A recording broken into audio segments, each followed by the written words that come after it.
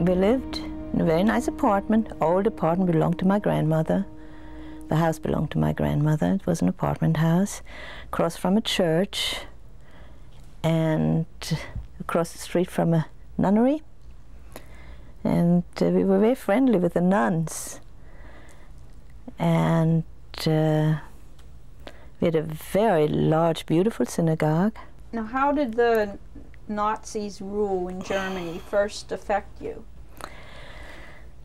Well, of course, after 4 years, I stayed in the school, for the, until we left Germany, rather than going to high school, because we knew some of the other kids that went to high school, they had to sit on separate benches or in the back of the room, being Jewish, and my parents decided that they didn't want to do that.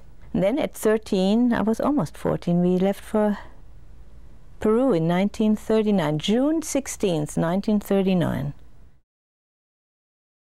I remember the Kristallnacht. What do you remember about it? I remember when they came and got my dad, and my mother carried on like crazy and she went along. And I don't know, for some reason I remember the house was like 5 stories high, and for some reason, I don't know why, I just went way up there and just stayed there. I didn't want to come down. You know? You were by yourself? Yeah. And after a few hours, my mother and father came back. And my mother tells this so much better. But what happened was that she carried on that about him fighting in the war for the Germans and all that kind of stuff, and almost losing his leg, and now they want to take him to a concentration camp. And so this one guy finally told her, calm down. If whatever you say is true, he can go back, with you. So she went with him, but she had to wait outside. And when he came out, what happened in there, he had to undress and show the guys all his wounds from the war. My uncle, on the night of the Kristallnacht, when we found out what happened in France, which was just a pretext really, because this was all prepared ahead of time, he said, I'm going to visit Walter, which was his brother. And you want to come along? And my father said, no, I think nothing is going to happen. I'll stay home. Of course, my uncle went over, never came back.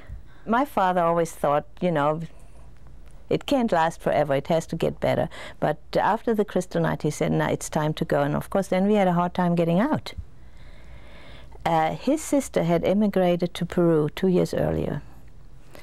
And through her, we found out there was a consul in France who had given tourist visas to everybody who wanted one for a lot of money.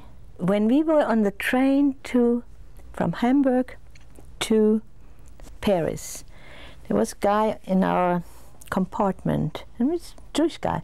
And my parents started to talk to him, or vice versa, and he said, listen, why do you want to go all the way to Peru? I know Daladier, who was the premier of France at that time. I know him personally. I can get you a visa to stay in France. And my father said, no way. If I go as far as I can get. One thing that I've learned from my mother, I don't really cling to anything. I'm not a saver. I've seen it destroyed, and things don't have value. Your life has value, not things. I think everybody ought to know about what happened. Not necessarily to me, but what happened in general. We should not forget it, and our children should know it. But hopefully the next generation will learn from it. For us, it's too late.